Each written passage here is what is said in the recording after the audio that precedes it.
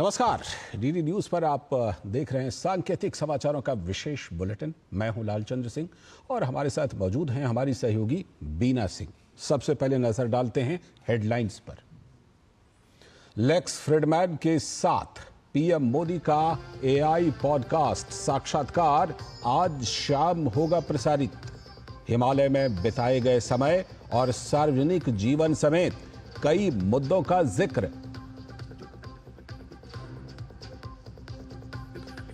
Raisina dialogue के लिए दिल्ली पहुंचे न्यूजीलैंड के पीएम क्रिस्टोफर लक्सन। कल पीएम मोदी के साथ संयुक्त रूप से करेंगे उद्घाटन। अन्य मेहमानों का आगमन भी जारी। बोडोलैंड के विकास के लिए 1500 करोड़ रुपए का आवंटन।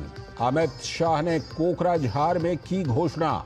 कहा, यहां अब उन्माद और अलगाववाद के बजाय शिक्षा और विकास की होती है बात।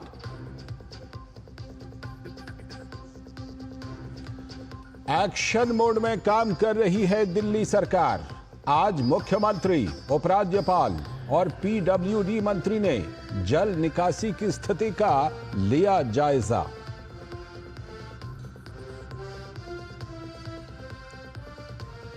और बुच विल्मोर और सुनीता विलियम्स की धरती पर होगी वापसी। नया दल लेकर स्पेसएक्स रॉकेट अंतरराष्ट्रीय अंतरिक्ष स्टेशन पहुंचा। सफलतापूर्वक हुई डॉकिंग।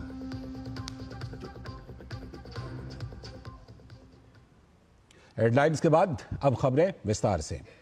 प्रधानमंत्री नरेंद्र मोदी ने लोगों से आज प्रसारित होने वाले लेक्स फ्रीडमैन के साथ बातचीत के अपने पॉडकास्ट साक्षात्कार को सुनने का अनुरोध किया है। पीएम मोदी ने सोशल मीडिया प्लेटफॉर्म एक्स पर एक पोस्ट में लिखा कि उनकी लेक्स फ्रीडमैन के साथ बातचीत शानदार रही है। इस बातचीत में पीएम मोदी के बचपन, हिमालय में बिताए गए वर्ष और सार्वजनिक जीवन समेत कई अन्य मुद्दों को शामिल किया गया है। लेक्स फ्रीडमैन के साथ पॉडकास्ट में प्रधानमंत्री ने अपने जीवन में आरएसएस की भूमिका और समाज में इसके योगदान के बारे में भी विस्तार से बात की है।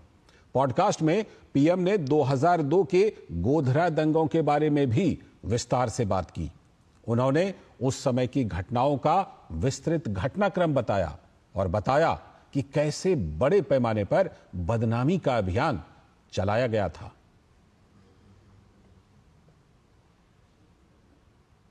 एक और बड़ी खबर, प्रधानमंत्री नरेंद्र मोदी के निमंत्रण पर न्यूजीलैंड के प्रधानमंत्री क्रिस्टोफर लक्सन आधिकारिक भारत यात्रा पर आज दिल्ली पहुंच गए।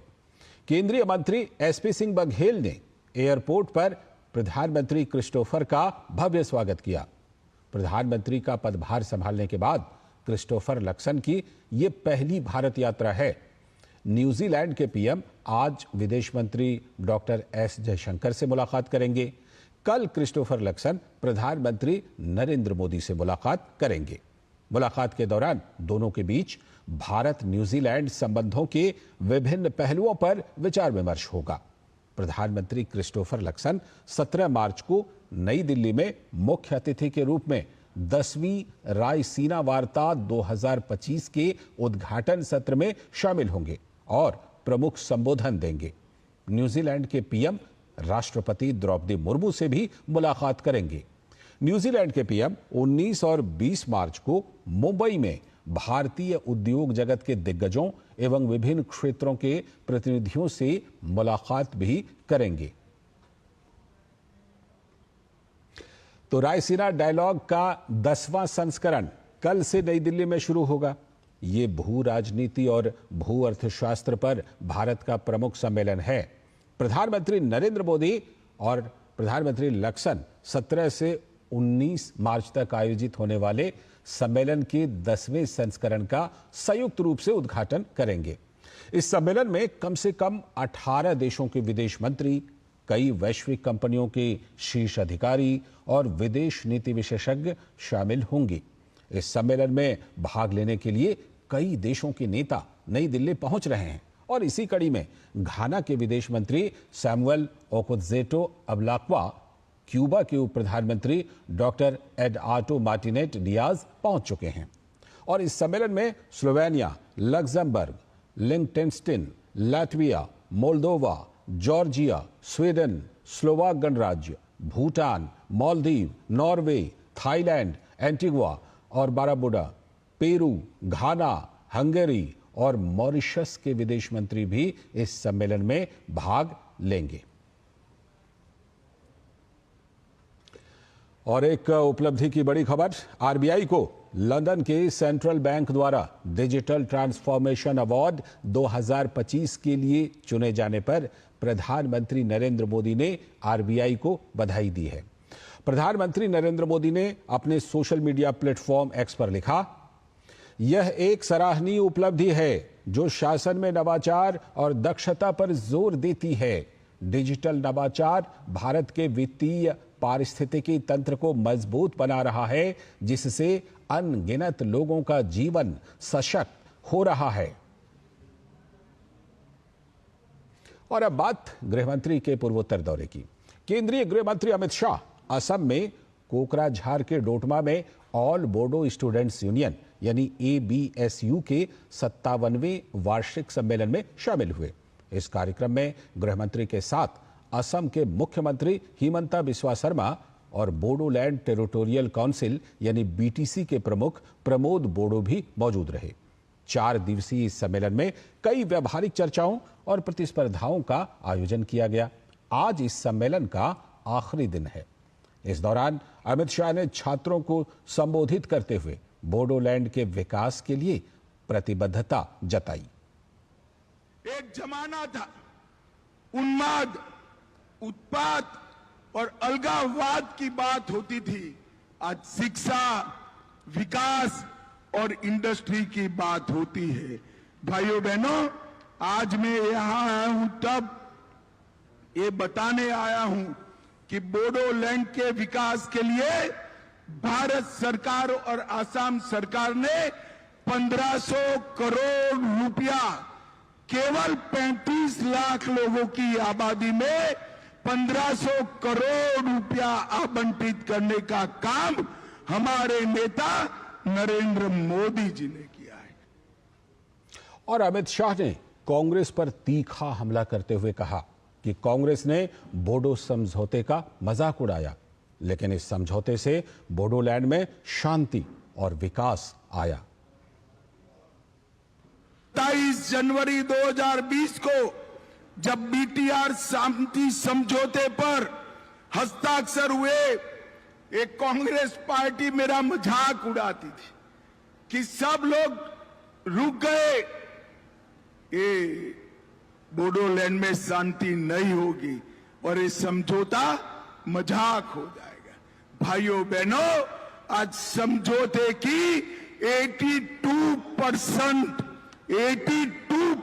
शर्तों को आसाम सरकार और दिल्ली सरकार ने समाप्त कर दिया है, समाप्त कर दिया। और मैं आज आपको बताकर जाता हूं कि अगले 2 साल में समझौते का 100% क्रियान्वयन नरेंद्र मोदी जी के नेतृत्व में भारत सरकार कर देगी। और गृह मंत्री अमित शाह ने घोषणा की कि अप्रैल में बोडोफा उपेंद्र नाथ ब्रह्मा के नाम से दिल्ली में एक रोड का नाम रखा जाएगा। उपेंद्र नाथ ब्रह्मा जी के बताए हुए रास्ते पर जब पूरा बोडोलैंड चल रहा है, तब आज मैं एक घोषणा करने आया हूं। बोडोफा उपेंद्र नाथ ब्रह्मा जी के नाम से दिल्ली में एक बहुत बड़े रोड का नाम हमने बोडोफा उपेंद्र नाथ ब्रह्मा करने का निर्णय किया है। और अप्रैल के प्रथम सप्ताह में आपके सभी नेता और CM असम की उपस्थिति में वहां पर उनका बस्ट भी लगेगा और वहां पर उनके नाम का भव्य तख्ती लगाने का काम भी हो जाएगा। और अब बात सुपर एक्टिव दिल्ली सरकार की। दिल्ली के उपराज्यपाल VK सक्सेना मुख्यमंत्री रेखा गुप्ता, पीडब्ल्यूडी मंत्री परवेश वर्मा ने आज बारापुला एलिवेटेड रोड पर यमुना नदी की ओर जाने वाले बारापुला नाले का निरीक्षण किया। उन्होंने सुनहरी पुल नाले पर जल निकासी की स्थिति की समीक्षा की। बारापुला नाले का निरीक्षण करने के बाद मुख्यमंत्री रेखा गुप्ता ने मीडिया से बातचीत के दौरान बताया कि ये वो नाले हैं जिन्हें पिछली सरकारों ने कभी भी गंभीरता से नहीं लिया था।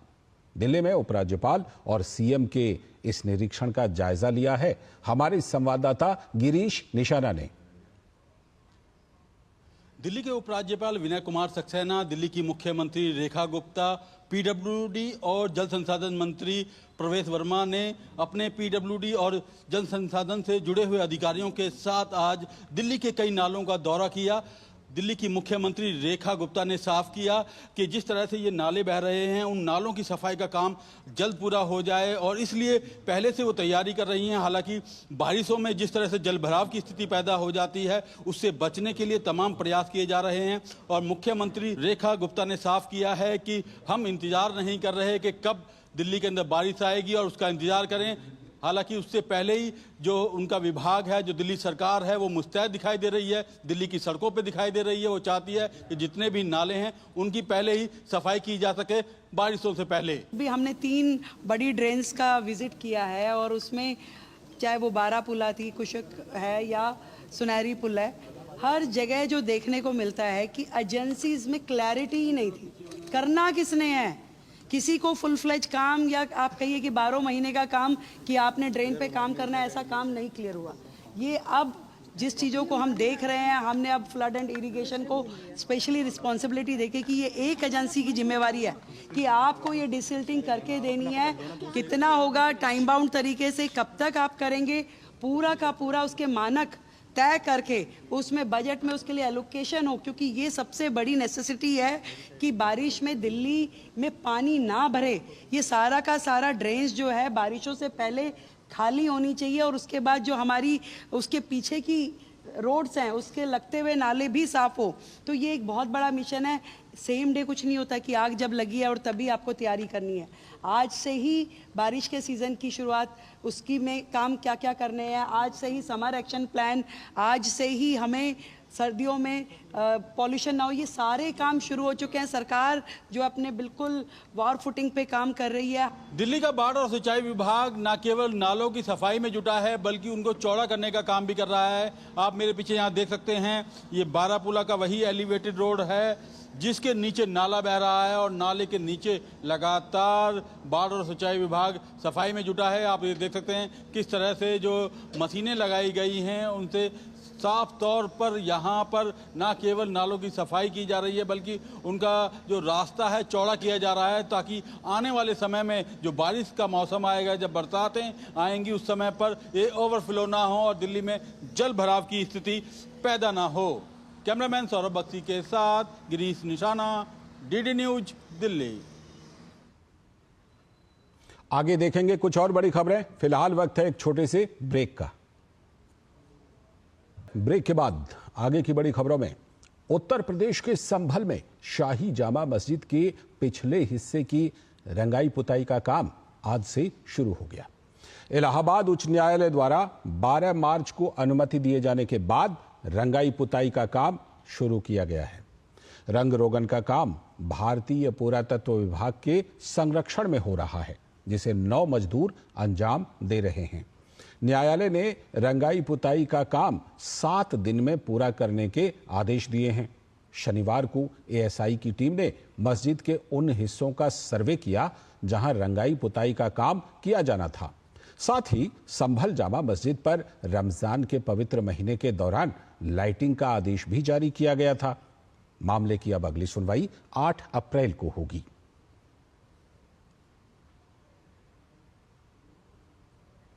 आगे की बड़ी खबरों में, देश में प्रतिस्पर्धा कानूनों में समय के साथ बदलाव पर चर्चा के लिए नई दिल्ली में एक बैठक का आयोजन किया गया। कॉरपोरेट मामलों के राज्य मंत्री हर्ष मल्होत्रा ने इस अवसर पर कहा कि बदलते हुए डिजिटल प्रयोग के साथ साथ कानूनों में उचित बदलाव के साथ उपभोक्ताओं और छोटे उद्यमियों के हितों का ध्यान भी रखने की आवश्यकता है। कंपटीशन लॉज जो हैं उसके पीछे का कारण मार्केट के अंदर विशेष तौर से मैं समझता हूं जो कंज्यूमर्स हैं, कंज्यूमर्स को मोनोपोलीज के कारण कोई नुकसान नहीं होना चाहिए। आज भारत में 140 करोड़ लोग रहते हैं, population wise we are the biggest now, तो हमारे लिए वो बहुत इंपॉर्टेंट है। इसके साथ साथ इसके पीछे का जो बैकग्राउंड है हमारे लॉज का, एक्ट्स का, to prevent anti competitive practices, promote and sustain competition in the market. Market में फेयर कंपटीशन होता है तो उसका मार्केट को भी फायदा होता है, देश की इकोनॉमी को भी फायदा होता है। तो इसलिए सस्टेन कंपटीशन रहना चाहिए, किसी की कोई मोनोपोली नहीं होनी चाहिए। और आगे की खबरों में, लंबे इंतजार के बाद आखिरकार रविवार को यूपी में भाजपा जिलाध्यक्षों की घोषणा हो गई है। प्रदेश की राजधानी लखनऊ से विजय मौर्य को भाजपा का जिलाध्यक्ष घोषित किया गया है। कन्नौज से वीर सिंह भदौरिया को एक बार फिर से भाजपा जिलाध्यक्ष बनने का अवसर मिला, तो मथुरा से भाजपा ने जातिगत समीकरणों को साधते हुए निर्भय पांडेय को लगातार दूसरी बार जिलाध्यक्ष बनाने का निर्णय लिया है। कानपुर देहात से भाजपा महिला जिलाध्यक्ष रेणुका सचान को भाजपा का जिलाध्यक्ष बनाया है। जिले में पहली बार महिला चेहरे को जिम्मेदारी मिली है। तो वहीं गोरखपुर जिले में जनार्दन तिवारी को भाजपा का जिलाध्यक्ष बनाया गया है। सर्वोदय नगर पारस इन होटल में आयोजित एक कार्यक्रम में राज्यसभा सदस्य डॉक्टर दिनेश शर्मा, चुनाव अधिकारी डॉक्टर रमापति राम त्रिपाठी और पर्यवेक्षक रजनीश माहेश्वरी के नए अध्यक्ष के नाम की इन लोगों ने नए अध्यक्ष के नाम की घोषणा की। और यूपी में भाजपा जिलाध्यक्षों और महानगर अध्यक्षों के नामों की लिस्ट जारी कर दी गई है, जिस पर भाजपा के प्रदेश अध्यक्ष भूपेंद्र सिंह चौधरी ने सोशल मीडिया प्लेटफॉर्म एक्स पर पोस्ट करते हुए लिखा, भाजपा उत्तर प्रदेश के नियुक्त सभी जिलाध्यक्षों को हार्दिक बधाई एवं उज्जवल भविष्य की ढेरों शुभकामनाएं। पूर्ण विश्वास है कि आप सभी संगठन की नीतियों को जन जन तक पहुंचाने में महत्वपूर्ण भूमिका सुनिश्चित करने के साथ ही संगठन को निचले स्तर तक मजबूती प्रदान करने के लिए दृढ़ संकल्पित होकर अपने दायित्वों का निर्वहन करेंगे। हर बच्चे की सुरक्षा सुनिश्चित करने में टीकाकरण यानी वैक्सीनेशन अहम भूमिका निभाता है। इस लक्ष्य को हासिल करने के लिए स्वास्थ्य मंत्रालय राज्य सरकारों और फ्रंटलाइन स्वास्थ्य कर्मियों के साथ मिलकर बच्चों की रोग प्रतिरोधक क्षमता बढ़ाने के लिए प्रतिबद्ध है। टीकाकरण प्रयासों के माध्यम से एक स्वस्थ राष्ट्र के निर्माण में देश के सभी नागरिकों का सराहनीय योगदान है। टीकाकरण के प्रति जागरूकता के लिए हर साल 16 मार्च को राष्ट्रीय टीकाकरण दिवस मनाया जाता है। पेश है इसी पर यह खास रिपोर्ट। हर साल 16 मार्च को पूरे देश में राष्ट्रीय टीकाकरण दिवस के रूप में मनाया जाता है। ये वर्ष 1995 से हर साल 16 मार्च को मनाया जाने वाला एक राष्ट्रीय कार्यक्रम है। इसे राष्ट्रीय प्रतिरक्षण दिवस के नाम से भी जाना जाता है। टीकाकरण की जीवन को बचाने में बहुत ही महत्वपूर्ण और अहम भूमिका है। टीकाकरण की वजह से ही वर्ष 1980 में चेचक का उन्मूलन, 2014 में भारत से पोलियो का उन्मूलन हो गया। टीकाकरण का उद्देश्य ये सुनिश्चित करना है कि बच्चे, किशोर, वयस्क और समुदाय टीके से रोके जा सकने वाली बीमारियों से सुरक्षित रहें। 16 मार्च को इस दिवस को मनाने के पीछे एक कारण ये भी है कि इसी दिन सबसे पहले वर्ष 1995 में भारत में ओरल पोलियो वैक्सीन की पहली खुराक वितरित की गई थी। राष्ट्रीय टीकाकरण दिवस शोधकर्ताओं, वैज्ञानिकों और स्वास्थ्य कर्मियों को धन्यवाद देने का एक सही अवसर है, जो ये सुनिश्चित करते हैं कि आप हमेशा स्वस्थ रहें। टीकाकरण से कई खतरनाक और संक्रामक रोगों को भी रोका जा सकता है। कुछ बीमारियों में तो टीकाकरण आजीवन आपके स्वास्थ्य को सुरक्षा प्रदान करता है। टीकाकरण दशकों से भारत की सार्वजनिक स्वास्थ्य रणनीति का केंद्र बिंदु रहा है, जिससे बीमारी का प्रसार और बाल मृत्यु दर को कम करने में उल्लेखनीय प्रगति हुई है। सार्वजनिक टीकाकरण कार्यक्रम से हर साल लाखों नवजात शिशुओं और गर्भवती महिलाओं को जीवन रक्षक टीके उपलब्ध कराए जाते हैं। आज देश का पूर्ण टीकाकरण कवरेज राष्ट्रीय स्तर पर 93% से ज्यादा है। प्रधानमंत्री नरेंद्र मोदी के हर जच्चा बच्चा रहे स्वस्थ, इस संकल्प को साकार करने में टीकाकरण की अहम भूमिका है। यही वजह है कि दिसंबर 2014 में शुरू किया गया मिशन इंद्रधनुष मोदी सरकार की एक रणनीतिक पहल है और इसका उद्देश्य है पूरे देश में बच्चों के लिए पूर्ण टीकाकरण कवरेज को बढ़ाना। मिशन इंद्रधनुष विशेष रूप से कम टीकाकरण दर वाले क्षेत्रों पर ध्यान केंद्रित करता है, जिसमें कई दुर्गम इलाके हैं और ऐसे समुदाय शामिल हैं जहां बच्चों को या तो टीका नहीं लगाया जाता या फिर आंशिक रूप से ही लगाया गया। मिशन इंद्रधनुष के सभी चरणों में अब तक कुल 5 करोड़ 46 लाख बच्चों और 1 करोड़ 32 लाख गर्भवती महिलाओं का टीकाकरण किया जा चुका है। भारत में यूविन पोर्टल की भी शुरुआत की गई है। गौरतलब है कि यूविन पोर्टल भारत के टीकाकरण प्रयासों में एक महत्वपूर्ण कदम है, जो सार्वभौमिक टीकाकरण कार्यक्रम के तहत गर्भवती महिलाओं और बच्चों के टीकाकरण का पूरी तरह से डिजिटल रिकॉर्ड उपलब्ध कराता है। इस डिजिटल प्लेटफॉर्म का उद्देश्य वैक्सीन वितरण और रिकॉर्ड को सुव्यवस्थित करना है और ये सुनिश्चित करना है कि प्रत्येक व्यक्ति आसानी से अपने टीकाकरण रिकॉर्ड तक पहुंच सके और इसका प्रबंधन कर सके। राष्ट्रीय टीकाकरण दिवस टीकों से जुड़े मिथकों और गलत धारणाओं को दूर करने में भी मदद करता है। टीकाकरण के प्रति भारत की प्रतिबद्धता सार्वजनिक स्वास्थ्य की सुरक्षा के लिए एक समग्र दृष्टिकोण को प्रतिबिंबित करती है, जिसमें प्रत्येक व्यक्ति विशेष रूप से वंचित और दूर दराज के क्षेत्रों में रहने वाले लोगों तक पहुंचने पर ध्यान केंद्रित किया गया है। Nitendra Singh, DD news, Delhi.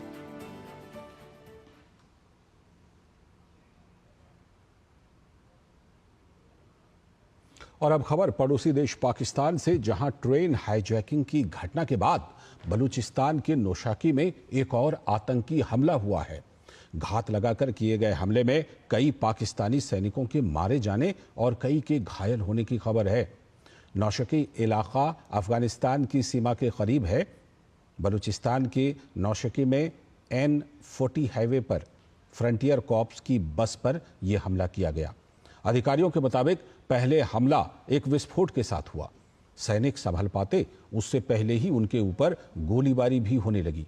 हमले की जिम्मेदारी बलूचिस्तान लिबरेशन आर्मी यानी BLA ने ली है। BLA ने हमले में 90 पाकिस्तानी सैनिकों की मौत का दावा किया है। BLA ने कहा कि पाकिस्तानी आर्मी के काफिले में 8 बसें थीं, जिसमें से एक पूरी तरह धमाके से तबाह हो गई। BLA ने अपने बयान में आगे कहा कि बम धमाके के बाद हमारे लड़ाकों ने बाकी बसों को घेर लिया और बसों में मौजूद सभी सैनिकों को मार दिया।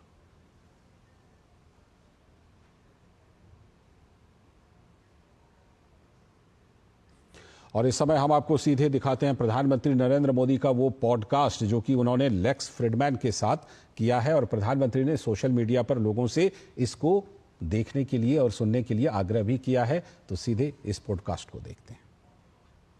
वो मोदी नहीं है, 140 करोड़ देशवासी, हजारों साल की महान संस्कृति परंपरा, वो ही मेरा सामर्थ्य है। इसलिए मैं जहां भी जाता हूं तो मोदी नहीं जाता है। हजारों साल की वेद से विवेकानंद की महान परंपरा को 140 करोड़ लोग उनके सपनों को लेकर के, उनको आकांक्षाओं को लेकर के मैं निकलता हूं। और इसलिए मैं कि दुनिया के किसी नेता को हाथ मिलाता हूं ना, तो मोदी हाथ नहीं मिलाता है, 140 करोड़ लोगों का हाथ होता है वो। तो सामर्थ्य मोदी का नहीं है, सामर्थ्य भारत का है। जब भी हम शांति के लिए बात करते हैं तो विश्व हमें सुनता है, क्योंकि ये बौद्ध की भूमि है। ये महात्मा